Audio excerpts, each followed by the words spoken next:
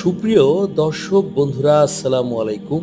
বিশ্বায়নের যুগে বাংলাদেশে যে মিষ্টি জাতের আঙ্গুর এখন হচ্ছে, এটা হয়তো অনেকেই প্রমাণ পেয়েছেন এবং বিশ্বাসও করেছেন।